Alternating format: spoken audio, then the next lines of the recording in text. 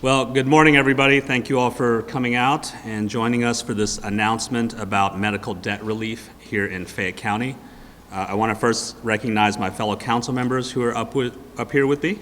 Council members Morton, Lynch, Curtis, Sheehan, Higgins-Hord, Savigny, and Reynolds. Thank you all so much.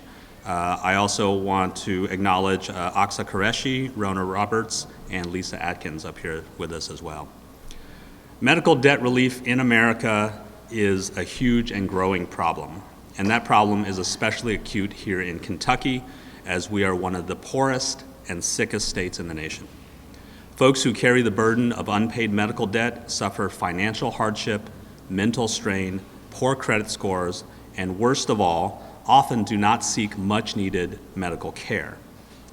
Last year, during our fund balance discussion, I proposed $1 million towards medical debt relief for our residents, and our council approved it unanimously.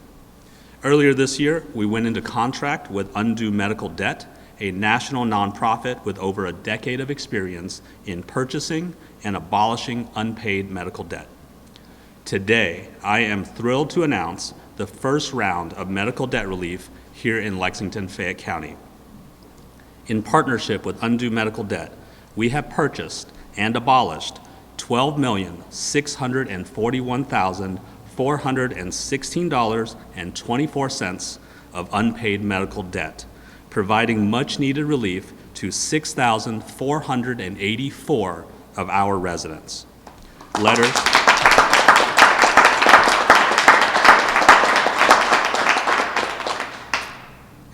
It's a big deal.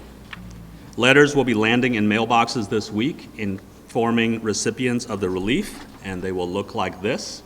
This is the real deal. It will say Undue Medical Debt, and it will say Lexington Fayette Urban County Government. Keep this letter for your records, and for more information, go to lexingtonky.gov/medical debt relief. I would now like to invite up Aksa Qureshi, a local healthcare provider who sees firsthand the impacts of medical debt on our residents. Thank you. Good morning, everyone. My name is Aksa Qureshi, and I'm a psychiatric physician assistant, and I divide my time between an inpatient psychiatric hospital and volunteering at the free clinic at the Share Center, where I've had the privilege of working with some of the most resilient and inspiring community members. At the clinic, I recently met a patient, a young mother of two who came in struggling with anxiety and insomnia. She works 2 jobs, takes care of her young children, and somehow still finds time to take care of her aging parents. When I asked what took her so long to come in to ask for help, she said, "I thought I couldn't afford to get better." That moment really stuck with me because she wasn't just talking about money, she was talking about hope, about the quiet, invisible pressure so many people feel when medical bills pile up and they start to believe that care is out of reach. At the free clinic, we see this far too often. People choosing between refilling their prescriptions and paying rent, groceries, or therapy. And what do we see when that burden is lifted? We see the relief, the dignity, and this space to finally focus on healing instead of just merely surviving. That's why today's announcement means so much. This isn't just a financial policy. It's a statement of values. It's our city saying, you matter more than just your medical debt. It's saying that access to care, to health, to peace of mind should never depend on what's in your wallet. As a mental health professional, I can tell you that debt doesn't just weigh down our bank accounts, it weighs down our hearts. It feeds anxiety, depression, and hopelessness. But when we erase that burden, even partially, it creates room for recovery, both physical and emotional. On behalf of my colleagues, my patients, and the many people who will breathe easier tonight because of this announcement, thank you. You chose to make Lexington a city that doesn't just treat, but heals. Thank you.